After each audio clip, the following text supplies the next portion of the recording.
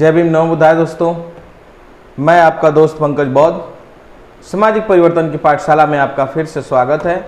दोस्तों, आज मैं फिर एक ऐसे शख्सियत को लेकर के आप लोगों के सामने प्रस्तुत हूं जो सवर्ण समाज का होने के बावजूद भी आज तथागत गौतम बुद्ध की विचारधारा को अपना रखा है। और ऐसी घटना इनके साथ हुआ जिस घटना के बाद इन्होंने तथाकथित जो इन लोगों ने हिंदू धर्म, जो ब्राह्मण धर्म है, उसे इन्होंने जो समाज के ऊपर थोप रखा है, उस धर्म को इन्होंने परित्यागा और परित्याग करके तथागत गौतम बुद्ध की विचारधारा को अपनाया। दोस्तों, ऐसा क्यों हुआ कि उन्होंने यह जो हिंदू धर्म है, जो ये मानते थे, उस विचारधारा को मानते थे, ऐसा कौन सी घटना घटी जिसके वजह से इन्होंने जो है उस धर्म को त्यागा, उस विचारधारा को त्यागा और त्यागने के बाद तथागत गौतम की विचारधारा को जन जन तक पहुंचाने के लिए इन्होंने ठान लिया। और आज यह जो है गांव में, कस्बों में जा करके और लोगों को तथागत गौतम बुद्ध की विचारधारा को बताते हैं और लोगों को यह कहते हैं कि इस पाखंडवाद से बाहर निकलो और आप तथागत गौतम बुद्ध की विचारधारा को अपनाओ। क्यों है ऐसा, इस पर जरूर आप लोग अध्ययन करिएगा। आपके सामने मैं वो वीडियो रखूंगा। दोस्तों, जैसा कि आप लोग जानते हैं, सामाजिक परिवर्तन के लिए यह जरूरी है कि ऐसे वीडियो आप लोगों के सामने हम प्रस्तुत करें और उसे आप लोग ज़्यादा से ज़्यादा लाइक और शेयर किया करिए, ताकि यह विचारधारा लोगों के पास पहुंचाई जा सके। क्योंकि जब तक यह ब्राह्मण धर्म हमारे देश में फलता फूलता रहेगा, तब तक आप समझिए कि हमारा देश तरक्की के रास्ते पर नहीं जाएगा। जैसा कि आप लोग जानते हैं, हमारा देश जो है आज़ाद सन 1947 में हुआ था। उस समय हमारी जनसंख्या 30 करोड़ थी और 33 करोड़ देवी देवता थे। फिर भी हमारा देश उस लाचारी से गुजरता हुआ आज जी रहा है कि जिस देश में इनके बनाए हुए तथाकथित हिंदू धर्म की देवी, जो धन की देवी है लक्ष्मी, जिस देश में पड़ी हुई है, उस देश में आज लोग निर्धन हैं, जिनके पास धन नहीं है। तो ऐसे देवी देवताओं की ज़रूरत क्या है? जिस देश में शिक्षा की देवी इन तथाकथित लोगों के द्वारा बनाई गई सरस्वती है, उस देश में आज भी लोग पढ़े लिखे नहीं हैं, अनपढ़ हैं।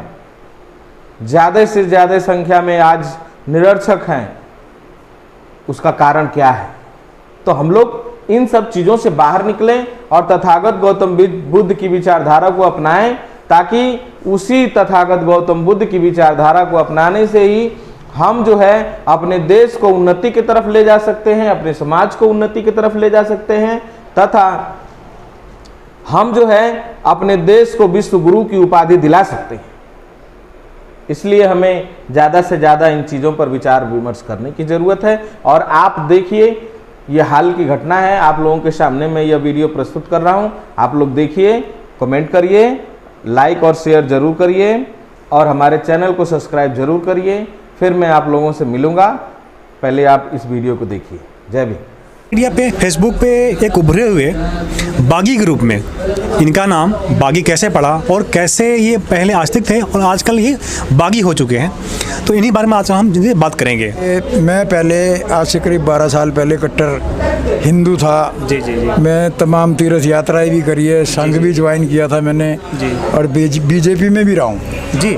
लेकिन 12 साल पहले एक मेरे साथ ट्रेजेडी हो गई थी। जी जी। क्योंकि मेरा परिवार, मेरे मिलने जुलने वाले सब जो हैं वो एक कट्टर हिंदू हैं। जी जी। और एक तरह से हम ब्राह्मणों के जजमान भी हैं। जी जी। और मैं एक सवर्ण से आता हूँ। जी जी जी। लेकिन मैं ट्रेजेडी हुई तो मेरा जो लड़का था जी, वो हनुमान को बहुत मानता था।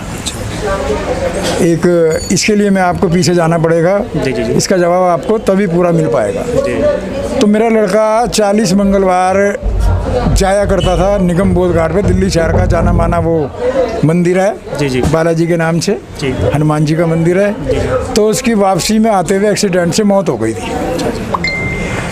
तो वह उस मंदिर के बारे में ये कहा जाता है कि जो 40 बार इस मंगलवार, हर मंगलवार आता है तो उसकी मनोकामना पूरी होगी उसके सारे काम सफल होते हैं। जी जी लेकिन जब मेरे साथ ये ट्रेजेडी हुई तो मैं सोचने पे मजबूर हो गया कि उसने तो सारे काम भगवानों के पूरे करे थे, ईश्वर की पूरी सेवा पुरुषी की थी, तो उसके साथ आखिर ऐसा हुआ क्यों?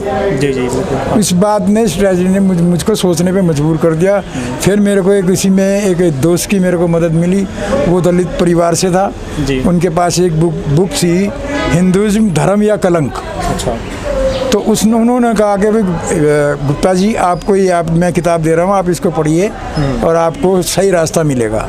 जी उस बुक को पढ़ने के बाद मेरे मन में आया कि और क्यों ना अध्ययन किया जाए। जी जी अध्ययन करने के बाद मेरे को पता चला कि ये ईश्वर, भगवान, अल्लाह वल्लाह ये सब कोई कुछ नहीं है, जो कुछ है इंसान की हस्ती है इस ज़मीन के ऊपर। जी जी तो मैंने तो बस एक ही बात जानी है कि किसी को गीता में ज्ञान ना मिला, किसी को कुरान में ज्ञान ना मिला, जी जी और उस इंसान को आसमान में क्या रब मिलेगा जिसे धरती पे ही इंसान ना मिला। जी जी क्योंकि ये धरती है इंसानों की, बिल्कुल बिल्कुल सर। और इंसान बन के ही रहना है, जी बिल्कुल। इससे बड़ी कोई बात नहीं है। फिर मैंने बहुत गहराई से अध्ययन किया तो मेरे हाथ एक दिन नवभारत टाइम्स का संडे एडिशन मिला था। अच्छा। उसके अंदर थॉट्स आते थे। जी उसमें बुद्ध जी के 11 थॉट्स थे। जी जी मैं उनसे इतना ज़्यादा प्रभावित हुआ था, उनके 11 थॉट जो मिले थे मेरे को पढ़ने के लिए, वो मैंने बाकायदा लेमिनेशन भी कराए थे, अपनी बाकायदा डायरी में भी नोट किए हुए आज की तारीख में। मतलब इतने ज़बरदस्त विचार थे, वहाँ से मेरी एकदम बुद्धि पलटी। मैंने एक चीज़ उनसे सीखी कि इनको मानो मत, इनको जानो। जी जी अगर आपने इनको जान लिया, ईश्वर, अल्लाह, गॉड, अगर आपने इनको जान लिया तो फिर आपको इनको मानने की ज़रूरत नहीं पड़ेगी। जी जी तो कुल मिलाकर ये है कि मैं एक सवर्ण होने के बावजूद एथिस्ट बना। तो आजकल का जो माहौल चल रहा है, आजकल का जो परिवेश है, समाज है, और दलितों के लिए तो मैं एक बात ज़रूर ये कहना चाहूँगा कि जब मेरे जैसा सवर्ण एक नास्तिक बन सकता है, विचारों को अपनाओ, अच्छे विचार हों किसी के भी तो उनको ज़रूर अपनाओ। जी जी तो मेरे बागी बनने का एक कारण है कि लोगों ने मेरे को इनाम दिया कि आप हिंदू होते हुए एक हिंदू धर्म की से बगावत कर बैठे हो, जी जी तो आपका नाम ये विनोद बागी कंसल से अच्छा है कि सिर्फ ओनली विनोद बागी लिखो तो ज़्यादा बेटर है। जी जी तो फिर मैंने अपना नाम बागी लिखना शुरू कर दिया। जी और मेरे को 12 साल हो गए सोशल मीडिया पे। जी जी मेरी कोशिश यही रहती है कि लोगों को अंधविश्वास से, पाखंड से, जी। इन ब्राह्मणों के पाखंड से बचाया जाए जितना हो सकता है, मैं करने की कोशिश करता हूँ। और हमारे देश की समस्या आतंकवाद नहीं है। जी जी हमारे देश की सबसे बड़ी समस्या है ब्राह्मणों द्वारा रचे गए ये प्रपंच, ये पाखंड, जिसमें हमारे देश की पब्लिक अपने खून पसीने की गाड़ी कमाई को मंदिर की भेंट चढ़ा देती है, ब्राह्मणों के चरणों में रख देती है। अरे जब वो भगवान सबको देता है तो ब्राह्मणों को भी चाहिए कि वो भगवान से मांगे। बिल्कुल बिल्कुल। जी जी तो मेरा कहना यही है कि इनको मानो मत, इनको जानो, और एक बार जब तुम इनको जान जाओगे तो आप खुद ब खुद पाखंड से बाहर आ जाएंगे, अंधविश्वास से बाहर आ जाएंगे।